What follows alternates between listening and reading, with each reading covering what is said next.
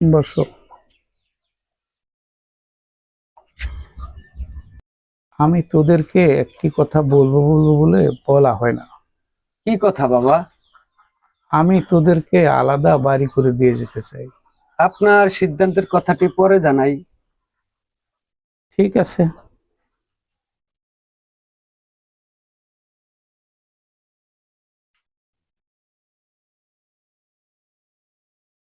ছোট ভাই, মা বাবা কিন্তু আমার বাড়িতে থাকবে। না বড় ভাই, মা বাবা আমার বাড়িতে থাকবে। ছোট ভাই, তুই অমত করিস না, মা বাবা আমার বাড়িতে থাকবে। তুমি আমার বড় ভাই, আমি তোমার ছোট ভাই। আমার অধিকার বেশি। বাবা মা আমার বাড়িতেই থাকবে। তাহলে আমাদের আলাদা বাড়ি করার প্রয়োজন নেই। আমাদের আলাদা বাড়ি করার প্রয়োজন কি? আমরা এক বাড়িতে সুখে শান্তিতেই আছি। আলাদা বাড়ি করব না। চল, আমাদের সিদ্ধান্তের কথা বাবাকে বলি।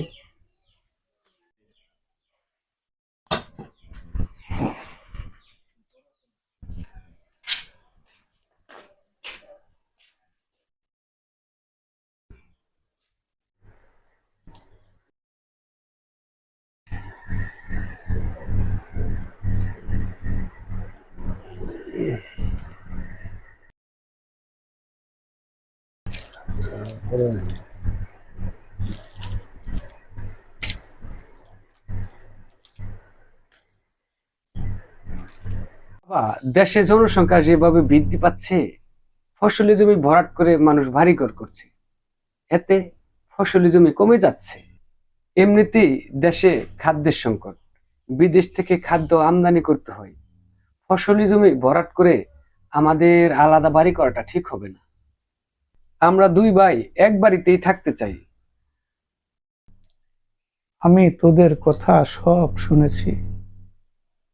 তোদের মতো এরকম সন্তান যদি প্রতিটি ঘরে ঘরে থাকতো, তাহলে কোনো মা বাবার বৃদ্ধাশ্রমে যেতে হতো না। আমার পুত্রবধূর মতো এইরকম পুত্রবধূ যদি প্রতিটি ঘরে ঘরে থাকতো, তাহলে দেশে বৃদ্ধাশ্রম প্রতিষ্ঠা করার প্রয়োজন হতো না। তোরা আমার পাশে আয়।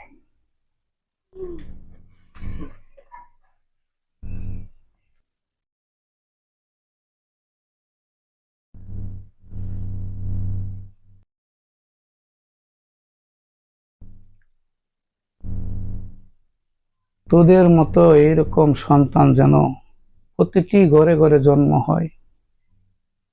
আমি তোদের জন্য দোয়া করি, তোদের জীবন সুখের হোক, শান্তির হোক। তোরা আমার বুকে আয়।